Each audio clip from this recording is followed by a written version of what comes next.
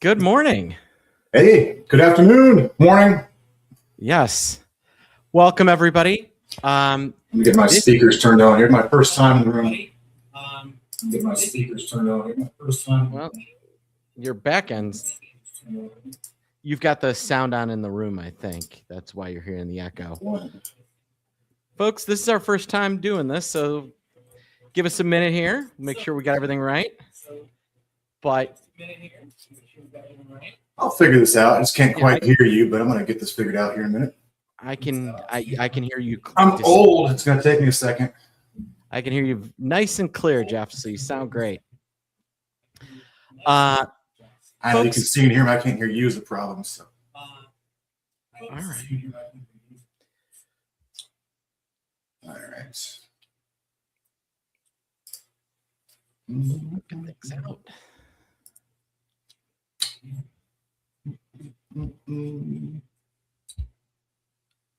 All right. Well, folks, give us a minute here.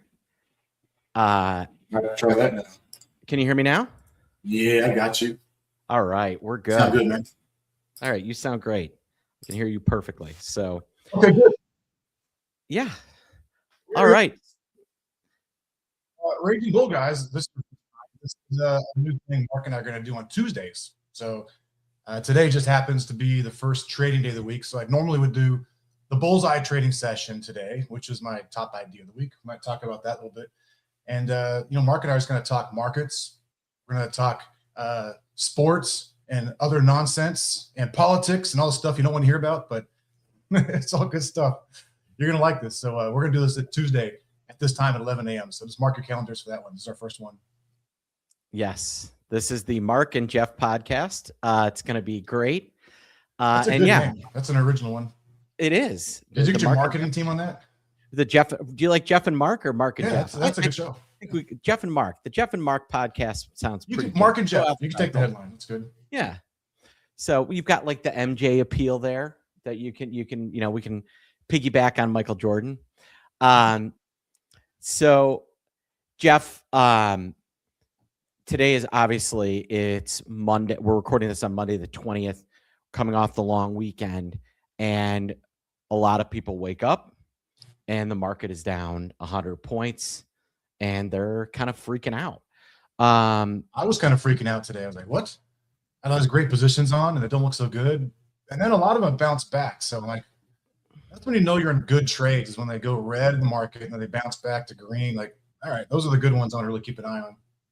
And I was telling my son was here in the office usually most of the day, and he was looking at trades, looking all ugly. It's like it's Greenland news. I was like, really? It's like the market's down like almost 2% on Greenland. Like Greenland's probably not worth like 0.1% of the economy. Like, how's that possible? Yeah. Greenland is worth like about 20% of an NVIDIA, according to what I'm hearing. The whole entire country. Okay, so all right, we're down. Buy the dip. Buy the Greenland dip. That's all I'm saying. Buy the Greenland dip. And Jeff, I think you bring up a good point. So like Greenland has 59,000 residents. NVIDIA alone employs 36,000 people. Amazon, which is worth about 4 Greenlands, employs 1.6 million. Yeah. So is that news really that important? Like, I think it has more to do with the icing of relationships between Europe and the United States and what could potentially roll out of that more than Greenland itself. I think the Greenland story is it's silly. But this is how Trump does stuff. He likes to, shake his sword out there, make a big headline, and the markets react, and then the markets sober up tomorrow. Like, oh, you know what? Not that big of a deal. Oh, you know what? Europe's gonna be fine. They're gonna be fine. We're gonna be okay. Europe's not going anywhere. They're gonna buy our stuff. We're gonna buy theirs. It's all right. Let's get back to business. I think today's more of a technical sell-off too. So looking at some of the weakness we've seen in the markets, I think the market's looking for a reason to sell off, just kind of test the resolve of sellers, see where they're at, where the buyer's at. We've been really going nowhere in the markets for like 3 months now. So I think we just kind of want to see with the break to the upside or the downside, which one's going to have some staying power. So think we're kind of testing these new lows in the market. I don't, and I think they'll get bought up really quick. I don't think we'll see a sustained snap downside, but I think the market kind of wants to test and see where that's at. Where are the real buyers at here? Yeah, I mean, if you look at the price action of the S&P 500, it's pretty clear where we bounced. The question is, does that hold? If you want to show my screen, Justin, we had the S&P 500. Literally, the 50-day moving average is 68.30.97, and the low today is 68.33.29. We got within a stone's throw of kissing the 50-day moving average, and then we get a clean bounce. When I see stuff like that, I always get I get a little cautious because the entire world is looking at that moving average, of course. That's not a proprietary algorithm you've got. The whole world looks at that. And when it bounces, they go, oh, that's great. And I think the market always wants to force it below that. They want to get the bounce. And I think you always want to flush below that just to get sellers out. The market loves to do that. So I would really not be surprised if we see a new low the next day or two, just to flush that level, see where the real buyers are at. Like I was saying, the market really wants to test where the buyers are at. So we bounce off that line cleanly. The entire world's looking at it, of course. And then maybe everybody panics when we break below that. And then the algorithms probably buy it all up and take us to new highs. That's the kind of way the market works. Yeah, I mean, you have some, if we can break below the 50, you do have some room on these other major averages traders watch. You have the 100-day and the S&P. Look how quick you bounced off the 50 the other two times the last couple months. Yeah, you flush below it and then you bounce right back. That's it. Yeah, I mean, in November we got a flush down to the 100 and then they ripped it. We had that big sell-off in October, stayed below, bounced right off of it and ended up pushing to new highs. Right. We have not had a sustained move below the major moving averages going all the way back to April of 2025. That was the last time we saw, in reality, any real selling pressure on the overall market. So all those dips got bought up really quick. The market panicked. If you remember all those big red days you looked at, the market panicked those days. We were down big. There was mass selling. And then before you know it, look how quickly they resolved back to the upside. I think that's just what the market wants to do. Maybe we get another day or two of selling, but personally, I think this is a great buying opportunity. The market is looking for a sell-off. This is it. And I don't really see much fundamental reason to be a seller here. So I got some red positions. It's okay. I want to add to some of the ones I like and really keep an eye on the green ones I've got. Yeah, absolutely. A market like this presents some opportunity because there's, when we're down 105, there are babies out with the bathwater. And, I look at it. Yeah, some of those stocks you just talked about, those large cap guys that no reason Amazon should be down that much. I mean, no reason NVIDIA on that kind of news, there's no reason that should happen. So, look for good opportunities there. Look for the best stocks you already like, and then just kind of wait for good buying opportunities here. These sharp moves lower typically resolve back to the upside pretty quickly. So I think this is great. Yeah, I am looking at today as an opportunity to get into some of these different names that, we've noted. Obviously, there's been a big disconnect between kind of the Mag 7 and the rest of the market. Yeah. Equal weight, which is S&P, with equal weight, they take the 13 sectors that make up the S&P 500, and then they rebalance them every quarter. So you'll have XLK run, and then at the end of the quarter, they'll sell it back down and then redistribute across the other 12 sectors. So you're constantly rebalancing. And RSP, which is the equal weight version of the S&P 500. So it holds the same 500 stocks. It just holds them on a different allocation. And I'm going to show you what I'm looking at here. So when I compare that to SPY on the 1 year, you can see SPY really outperforming equal weight. Well, that's 2 years.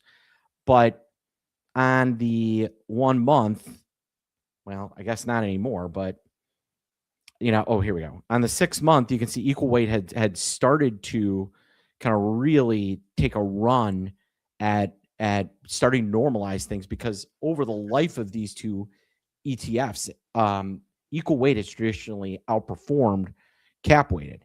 And it just has not for the last couple of years. And that's because we've seen such strength out of the very, very 10 top of biggest the market. stocks are just carrying so much weight right now, right? Like it's been that way. And I really think you see like sector rotation. Like you're seeing a lot of money come out of the Mag 7. Like but it's going into other places. So the market's not falling apart, even though, you know, tech has not been great, especially the big seven. A lot of the other smaller stocks in the S&P, and even the IWM, the Russell's been doing fantastic. Like you're seeing so much rotation come out of the large cap stocks and go into other places. So I think it's always good to look for those things that are actually being an uptrend. So when you get focused just on trading NVIDIA and Microsoft and stuff, you think the markets are just ugly. But there's so many great sectors, great trends out there that you really should be looking at, because money's coming out and going somewhere else. It is. And it's going into materials, it's going into energy, utilities, and small caps. Now, the Russell 2000 is financials and energy are like its main components. Right. And that's all the stuff I don't like to trade. Like all the stuff you don't like to trade. I don't like financial. But as a trader, you can be like, all right, I don't care if that's where it's at. That's where I got to trade. So I look for trends like that. But it's not I don't feel comfortable. It's because they don't have like great big moves. They're not typically explosive stocks. I love trading tech stocks. Probably like most of the guys here. Like I love tech stocks and big uptrends. Those are my favorite. But like I said, the last 3 months, it's been choppy. It hasn't gone anywhere. So it's kind of been dead money. But other sectors have been doing really, really well lately. Yeah, absolutely. And I'm with you on what you just said. NVIDIA has not really done a lot. I'm going to get this back to Candlestick. NVIDIA really, since its earnings in August of 2025, has had a pretty tight range, really going back to July. Yeah.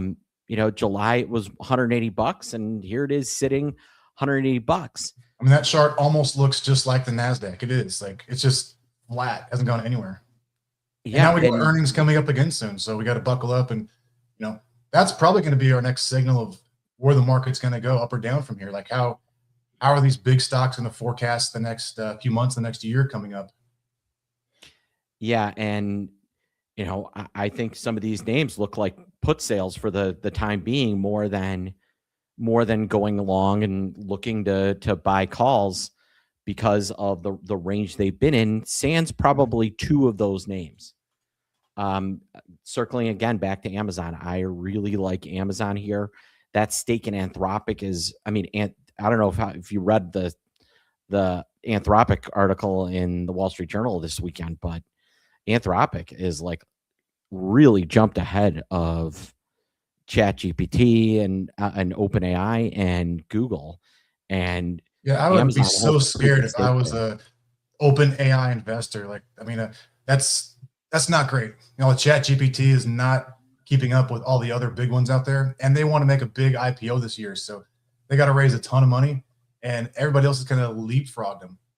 It kind of reminds me, like, you're old. You remember back the browser days, right? Like, yeah, yes, I remember. Do. Like every year there'd be like a new browser, a new search engine coming out, and the first ones just weren't the winners. They were for a little bit, but then we would have, after Netscape, you'd have Mozilla, Lycos, other stuff, and then eventually Google was like, "All right, we got it. We are the best," and they actually stuck with it. But there were a graveyard of other search engines and browsers along the way that just didn't make it.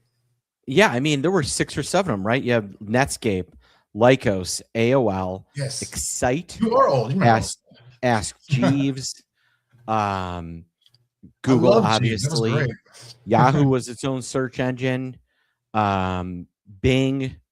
The list goes on, and they're all just Google now, right? Yeah, being first mover was not a great thing there. Like, they did not have staying power because the next iterations were better and better, and then nobody beat Google. So that's going to happen with AI too. Like, you have all these different iterations right now, The first one's probably, it was like the groundbreaking was awesome, like Netscape.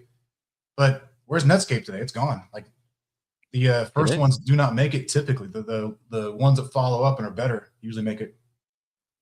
Yeah, and that actually leads me to an interesting question because I know my take. Um, what's your take on Apple?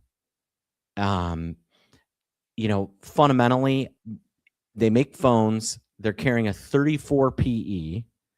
Yep. The company is the fourth largest company in the world, after being the largest for so long. They make money hand over fist, Yes.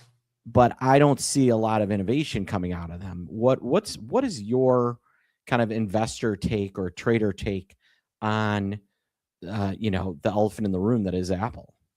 Apple's on my don't trade list. I because I don't get it. I'm like you, like it's a cash machine. I own everything's Apple in my life. I love the company, of course, but they don't grow earnings. Like I don't know why the stock gets valued like it does, other than it's like a safe haven because everybody owns it. But it's not a growth stock. I mean, they haven't grown earnings in years. They're kind of flat. They grow a little bit. There's no new innovation coming out. It hasn't been for years and years.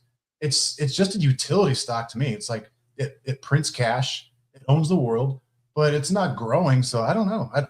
It goes up a lot sometimes. Like I scratch my head, like why? That doesn't make Yeah, sense to me. I'm with you. I think their biggest mistake, they could have owned, you know, you and I were talking, was it you and I talking about this on Friday? I mentioned like, if I went to my 15-year-old and said, Right. "Hey, all right," and folks that are watching, all right, think of all your Gen Z kids, all right, and your millennials. If you told them they lose their phone or they have to cut off their pinky on their non-dominant hand and then they get to keep their phone, how many of your kids would choose to cut off their pinky? No anesthesia. They just get it chopped off with a butcher knife, but they get to keep their phone. How many? That was a great question when you asked that. I was like, you know what? I know my daughter would for sure. She would lose a pinky. I was thinking I probably would too. Actually, like I'm addicted to this thing. I get my weekly report from Apple. Tells you you're on your phone 5 hours a day. I was like, that can't be right. There's no way. I'm on my computer 10 hours a day. There's no way I'm on my phone. But yeah, I think I am actually. Oh my. Yeah, I mean, I think we all use it a lot more than we realize. I use it a lot more than my pinky. That's for sure. I'd rather have my phone. Well, But don't take a thumb. I need that for typing. Well, if you were British, you'd have a real problem because you wouldn't be able to drink tea anymore. So yeah, I think that Apple's loss is Google's win. Part of the reason why Google, I think, is really making a big run is that we've seen that our children and us, frankly, are tied to this thing. And Google is now paying so that when you go on Safari, you're using Google search, Google's AI, Google's everything. You are being pulled into Google's ecosystem, right, along with unless you're an Android user, in which you're already in Google's ecosystem. I think Mr. Cook, and I've said this before, I think Tim Cook needs to go. He is a financial, maneuver guy. He's not an innovator, and he's done a great job as a financial engineer for the company for sure. He's really, solidified a multi-trillion-dollar company across the world, and overcome all these logistic issues and supply chain stuff. He's built a great company like that. I mean, he should be the COO or something, but yeah, CEO should be guiding a ship to new things, and he's just not. I agree. Like there's nothing new coming out. There's years and years of speculation about the Apple TV, the Apple car, the Apple this, Apple that. There's like nothing. When was the last time you got excited about new iPhone even? Like I remember like the new generation used to be so great. You always look to get the new phone. And now it's like, I don't know, I keep my phone quite a while. I mean, I still upgrade pretty often, but it's like, why would you have to upgrade? I agree 100%. I haven't upgraded my, you can look at the size of my phone. I mean, that's 3 years old, and it works fine. Yeah, I But what I've mean, also learned in the market is that my opinions don't matter. So while I've thought this about Apple for a long time, it doesn't matter. So if the trend is going up, I buy it. If the trend's going lower, I get out or I sell it. And right now, Apple's in a downtrend, we can see, but that could easily change at any moment. So who knows? Animal spirits drive this stuff. I don't care. well, It doesn't matter to me. I think what the way I view it is like when it hits these new highs, 280, whatever, those are opportunities to reallocate. And one thing I think a lot of people don't do, especially when we're at these highs, is look at what is their portfolio mix and rebalance themselves some. Yeah, You had an opportunity when Apple was trading up in December at $280 to take some off the table, and you could have bought some Google on the lows then a couple weeks later. You could have jumped into some Amazon yeah, as it was, but bottoming out down here, gotten in less expensively, or heck, seen the writing on the wall and looked at one of these rare earth companies and gotten into taking a little bit of that capital and bought something like a USAR or an yeah. MP or an FCX. I mean, look at the run FCX. If you would have sold your Apple on December 5th and bought taken a little bit of your Apple and bought some FCX, you would be looking at a 30%, 33% rally in the stock. Absolutely. That's what we're saying. That's redistribution, that's sector rotation right there. It's like money is going into other sectors. And if you've missed gold and mining and all the natural resource stocks, like you're just not paying attention to the market. Those have been some of the big winners. And they still are. Look at this. Like you keep thinking gold's done every day. You think silver has peaked. It keeps going up. The precious metals have been absolutely phenomenal. And now you know what you got me? I wish they had what is it? PTLN. I wish they had options on them. But where is that? PLTM. There we go. But, platinum has had a nice run, but it's had nowhere the run of gold and silver. Right. And traditionally that platinum was like the precious metal, right? And then up until what 15 years ago, I want to say 2020, like that first run gold had back in 2020, what was that, 2012, when gold absolutely topped. So on the 6 month, you can see gold has actually underperformed platinum a little bit, but look at silver relative to platinum. There may be some opportunity to go in and pick up a little bit of that as a precious metal. It does have industrial use as well. So absolutely.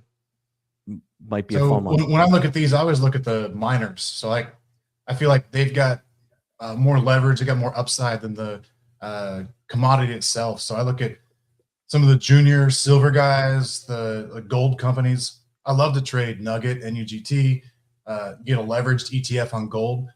Every time that thing dips, it's just a big buying opportunity. Silver stocks now really look like they're pretty overbought, but they just keep running. Yeah, one of the miners that I've been seeing, one of the things I pay close attention to is option order flow. Right, I'm an ex-market maker, so the way I used to trade is, Goldman came in and bought calls. I would sell them some calls, and then go to another exchange and buy even more calls than I just sold. That was one of the ways I would make money, and that was the primary way I made money, frankly. And a name that I've been seeing a lot of call interest in is EQX. This is Equinox Gold Corp. Hasn't done a lot since December, but it had a nice run coming out of that. Do you see some opportunity in some of these other miners that have not not really. Which is kind of your favorite of these mining companies that maybe haven't rallied with gold itself? It's hard, man. 'Cause part of me also thinks like if something hasn't rallied by now, like what would be the catalyst to really get it going? So some of these like things you think are still going to break out, I don't know. Like I kind of think that laggards at this point probably have a reason for it. I kind of like to go with some of the ones that have been moving. One of my favorite ones is USAS. It's a little silver company, and that Ooh, thing just keeps cranking. I mean, I like it. It's a small cap company, so I can buy a ton of shares in it. But it's breaking out. It's looking great. yeah, it's up 4.5% today. That is a nice one. I also like HYMC. Sprott just bought a ton. He already owns a ton of the stock, and then he bought a lot more in the market recently. So that guy knows what he's doing. And when he buys something like that, you should pay attention. Oh, look at this thing. Look at Wow. that chart, man. That is a beast. That's a break, and that's just recent too. Look at that. That's only the last month or two. Yeah. I mean, a month ago, this was $15. It's now 40. That is a sick move. Yeah, What was the one we are just looking at? USAS? yeah. You have little silver stock there. I like this one. I'm telling And you, it looks good. you have relatively tight markets. You've got high open interest on the calls.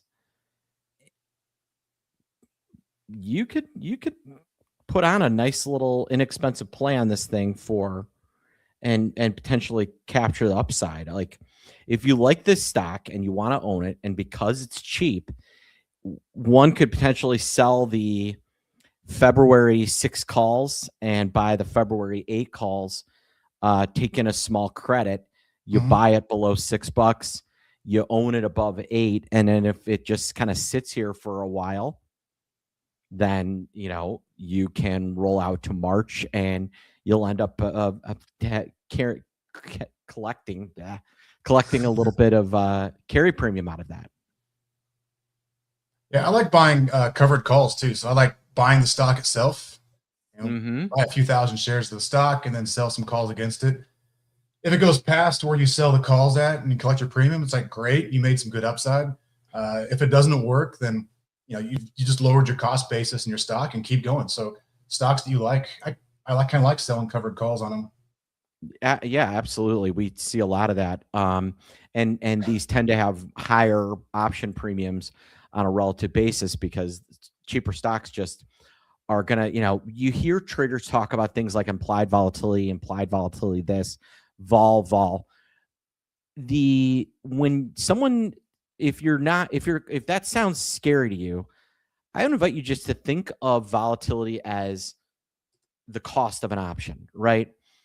It's how expensive it is to buy or sell an option. That's just so I always tell people instead of saying volatility, just say option prices and it'll be much easier to kind of wrap your head around it. So if I say USAS has a vol of 90, that's like sounds like some sort of voodoo. But if I say its option prices are about a 92, much easier to understand. Oh, well, where Mhm. was it 3 months ago? It was about 80. So the option prices are a little bit more. And this red line that you're looking at is the chart I use to track, where our options trading on a name. And on a relative basis, obviously, clearly this just listed options in October. But since it listed options, it 90 seems to be about the normal since it got through. You kind of throw out the first month or two that options are listed. They tend to be more expensive. 90 seems to be about the price. I like that as a potential idea. Yeah. I love selling calls on high implied volatility stocks. I mean, you're getting paid a lot of premium to sell the option to somebody else. And if you own the shares also, it's not a lot of risk in it. So if you already like the stock and there's really high implied volatility, like I love situations like that. I don't do that on like low implied volatility stocks. So some of your larger, pharma companies and big cap stocks that just don't trade a lot. Like it doesn't make sense because you don't collect enough premium. But stocks that have high implied volatility, I think it does make sense. something Tom Saznoff taught me a few years ago was looking at implied volatility rank also, like Mm-hmm. where so implied volatility is like 90 on that stock. But Yeah. I mean, is that good or bad? So a lot of times you look at the rank on it where like you can kind of see like if the volatility goes up and down, if that's really at a high rank and it's high implied volatility, I mean, it's kind of the upper level of its volatility. That's also a really, really good time to look at selling options.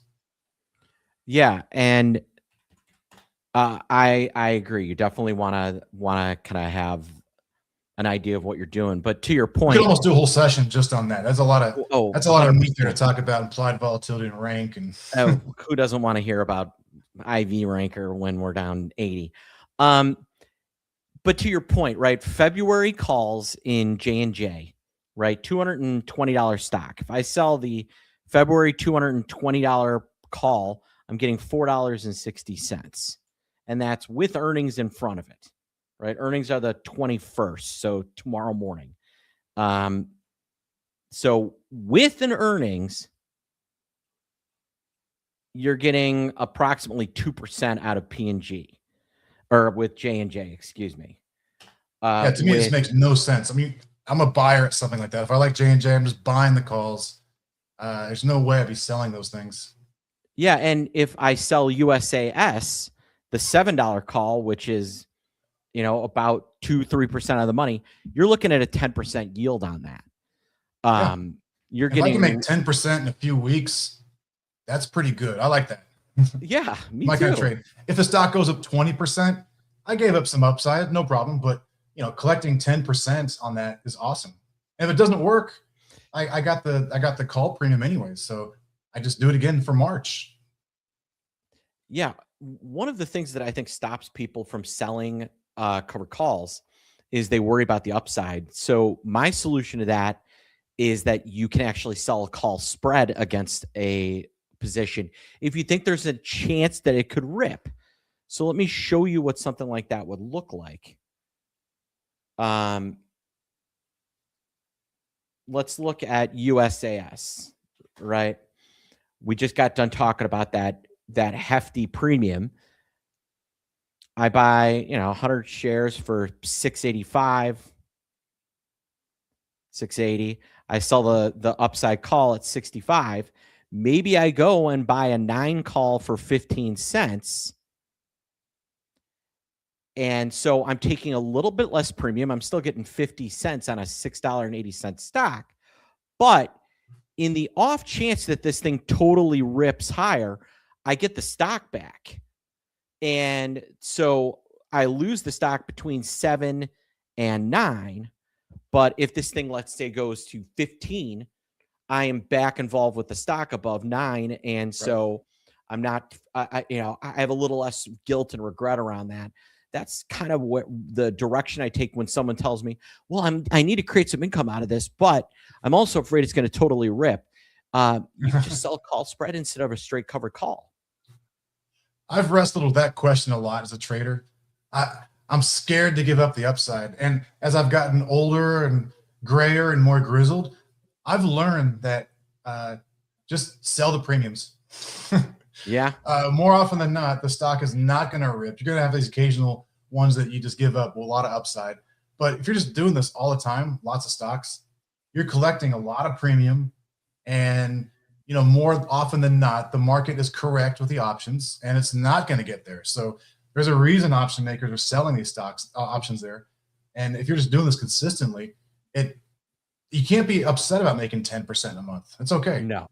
So what if you gave up 20% sometimes? It's all right. Just what about those stocks like today? I've got Tesla. I've got Tesla stock, which is down, but I've got calls sold against it. So I'm really glad I did. So now the calls are offsetting my losses and I can, cover those calls for almost nothing now. I can do it again. So I just, keep selling calls on stocks I like, and that helps. So the days you're wrong, collect that call premium and then just do it again. That buffers when you're wrong, or the market just has days like today. So yes, it does. All right, Jeff, are there any, as we look at today, Are there any names that you're saying, you know what, this gets any cheaper, I'm going to start buying some? I- because the ones, that USAS, as they're having a, silver is a beast today. That's up 6% now. There's probably still more upside. Are there Yeah. any of these names getting kind of face punched that Well, on you're Mondays, I always you're have it looking to listed on my acquire? bullseye trade of the week. It's like my favorite stock going into the week ahead of us. This was a really tough week because markets are down. I do expect a lot of volatility. I don't think market's going to bounce back right away.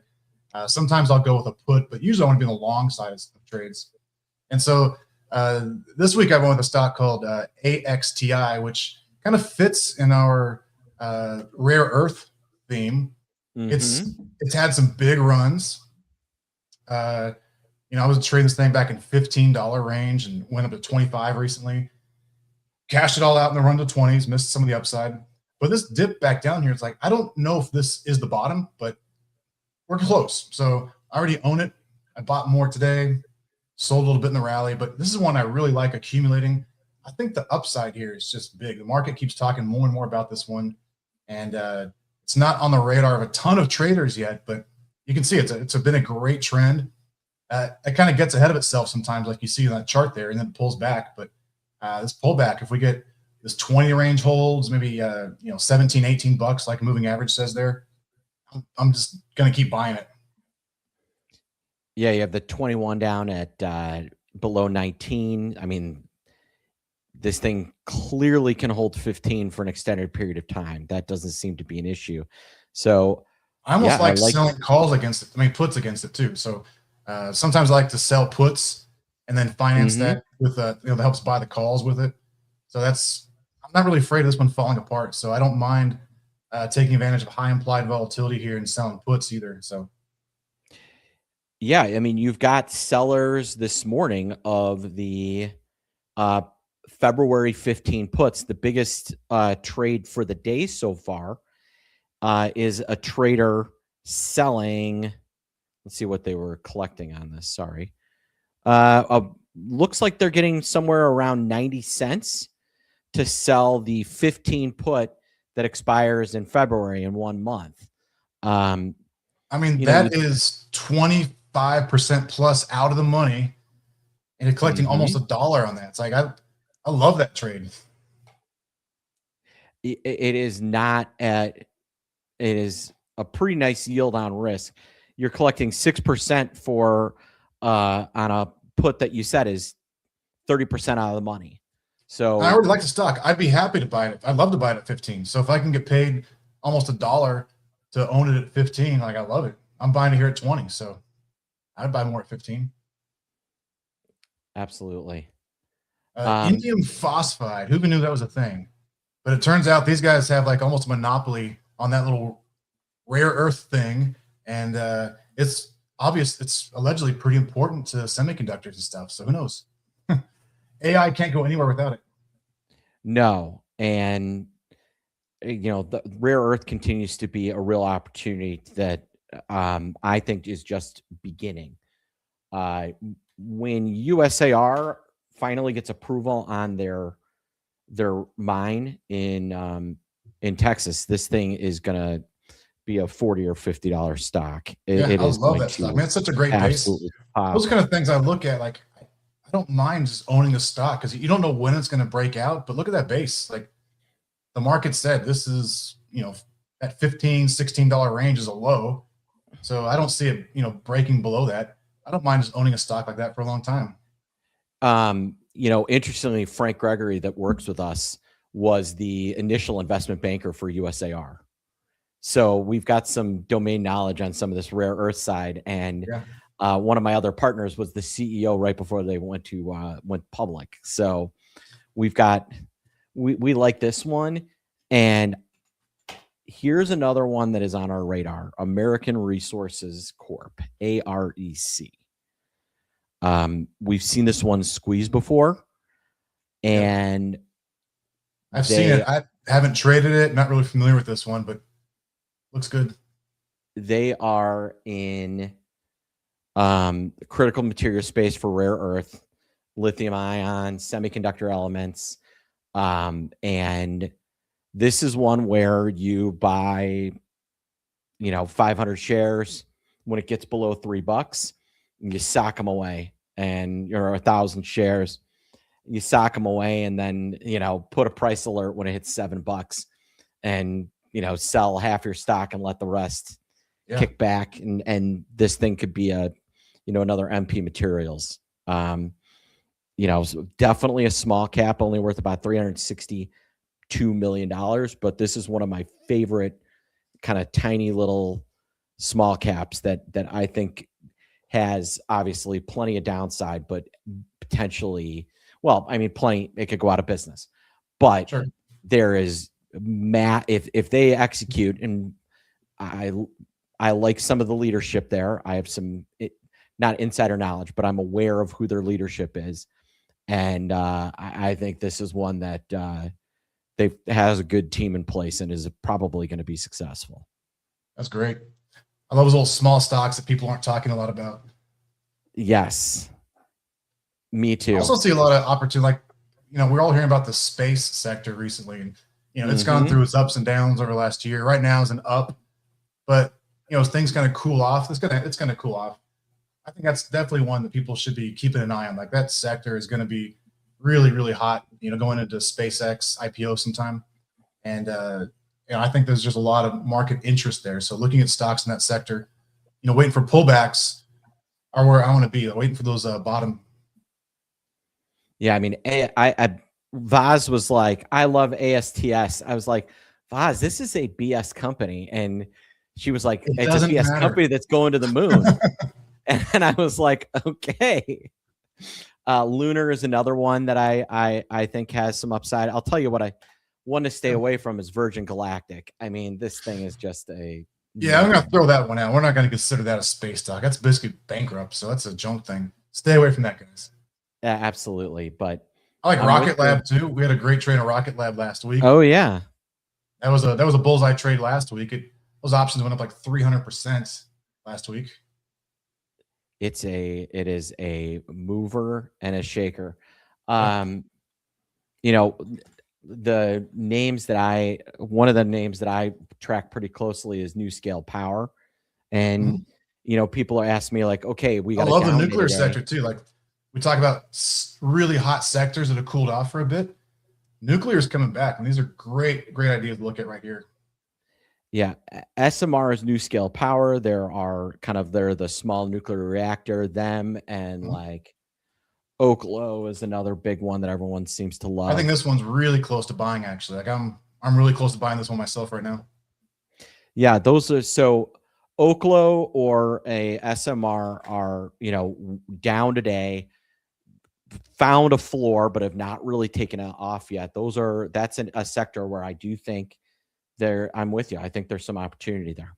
Yeah. LEU is another favorite of mine, that sector. Love it. What was that? LED? LEU. Oh, LEU. Centrus Energy Corp. This is not one I know. You should watch this one. It's spicy. It moves a lot for a big stock like that. I am adding it to my watch list right now. I'm going to start you. Yeah, I can see that. Look at this. Boom, boom, boom. Wow.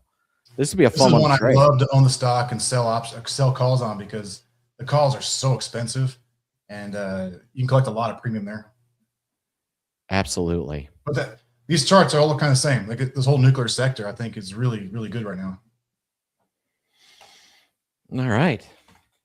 Well, I hate to even say it, but quantum stocks, like, yeah, they're dead, but they're worth looking at. I haven't bought any yet, but we talk about stocks with long bases setting up. These all should be zero, and they're holding in here. So, like, just be thinking about it. The one that I think is kind of interesting. Yeah, I mean, you've got Qubit and then Rigetti. Yeah, they're all garbage. Let's not even talk fundamentals or anything, but these are all animal spirit kind of stocks. When the markets pick up again, these are going to kind of perk right up, I think. Yeah. In my opinion, the best investment in quantum is probably in Google, because they're working on that as well, Google Labs. But yeah, I mean, you could put like a Qubit out there, you've got really, really nice sick premiums in these ones. And this is another one where you think about selling selling a put. So much premium. Implied volatility is so high in these guys. Even though they haven't gone anywhere for the last few months, the implied volatility is still huge. It absolutely. You're getting the March puts in a name like Qubit are 100%. That option price is over 100, and you can see that we're elevated now. They've been much higher when things have been. These are ones where when they rally, the option prices actually go up, which is the opposite of the way most stocks operate. Yeah. But implied volatility like 100 plus on a stock is great to me, because that means the market expects like 100% move in the stock over a year. It's annualized, but it's not going. The downside cannot be 100%. You can't have 100% implied volatility every year, because it can't go below zero. No, it cannot. If you like a name like Qubit, you can sell the Feb 10 puts, which don't even have earnings, and collect 35 cents. Rigetti. Wow, Rigetti's up to $26. Again, these are stocks I think are terrible. They're worth zero, but garbage. The implied volatility is great. There's a lot of premium to collect. I don't see, like, if it hasn't collapsed by now, like, I don't think there's an event that's going to cause these things to have a big drop. There always could, but I think selling puts and just kind of collecting premium on stocks like this are not a bad idea at all. No. All right. Well, if selling puts and making money is your thing, it's not for everybody. Oh, I like selling puts and making money. Well, Jeff, we've had a pretty wide-ranging conversation for the last going on an hour. It's supposed to be 30 minutes. What are we doing? Yeah, it is. That's the problem when you and I, when two people who like markets and like the sound of their voices get together and start digging in and stuff. But it was I enjoyed the conversation, and I'm looking forward to doing this with you on a weekly basis. Yeah, man. Lots of great ideas out there. And I love following markets and seeing things are at. So we'll have a lot of good ideas every week to talk about. This is a good start. Absolutely. Let's close. Where do you think the S&P closes today? No one's going to hold this to you. People always ask me, "Hey, Mark, where's the S&P going to close today?" And I'll just throw out a random number. But from here, do you think, more simply, do you think the floor is in, or are we going to get a push lower this afternoon? I think we'll get a lower, but it's going to bounce after that. Like we were talking about earlier, I think the market loves to see where the bottom is and then push below there. It's going to shake out sellers. So I think we'll go a little bit lower, and then we'll probably have some buyers come in the back half of the day, last hour or so. I tend to agree with you. I think we're going to look at turnaround Tuesday on a Wednesday with the market closed on Monday. Normally you get kind of an ugly Monday, then you get turnaround Tuesday. I think we're going to be looking at turnaround Wednesday, and there'll be some dip buyers. And so I'm going to shakeout day. Market loves it. I think, cooler heads will prevail into the end of the day, and we'll see it. Also, I think there's this, if you watch the markets all the time, there's this 330 phenomenon where, all the Robinhood contracts, for example, all the retail brokers, they got to close out their 0-day contracts at 330. And you see the market reverse off of wherever it was up, it goes down. It goes down, it goes up. Yeah. It forces out all the retail guys at 330. And then, the market starts to rip one way or the other. Would really not be surprised to see a big last half hour move today. So if you want a little wild card, check that out. I do like that idea. And that's definitely something we have seen and have noted, Vaz and I, when we're hosting our show in the afternoon. Well, Jeff, I am going to be taking a very good look at AXTI. I appreciate you, and USAS. I appreciate you throwing those names at me. All right, good. And folks at home, I hope you've got some actionable ideas out of today. Jeff, this was a lot of fun. I can't wait for next week. I love it, man. Love talking stocks and markets. Love talking with you, man. It's fun. Absolutely. And thank you, everybody, to Option Pick. Love seeing you guys too. Yes. For those of you stuck around. Absolutely. Thanks for not turning it off. Glad you guys stuck around, and folks at Raging Bull, I look forward to seeing you. We as you know, we pipe in our morning show to you guys. So this is just us, providing a little bit more kind of valuable content to you. Yeah. By the way, Raging Bull guys, there's some new stuff with Option Pit coming out. If you're already a member of our service, there's some stuff coming your way. So keep an eye on your emails. Mark's got a special thing he's going to be looking to give you guys for free soon. So keep an eye out for that. So a little special thing that worked out with him recently. Yes, I do. And I'm looking forward to having we'll talk about that more next week, probably, but keep an eye out. Keep an eye out on those emails. All right. Jeff, thanks again. You too. This was really fun. So join us next Tuesday for, did we decide Jeff and Mark or Mark and Jeff? We'll decide. We're not sure yet. We'll put it to a vote. What do you guys like better? Jeff and Mark? Our marketing teams figure this out. Yes. All right, everybody. Have a great trading week. Yeah, thanks, guys. Have a good one.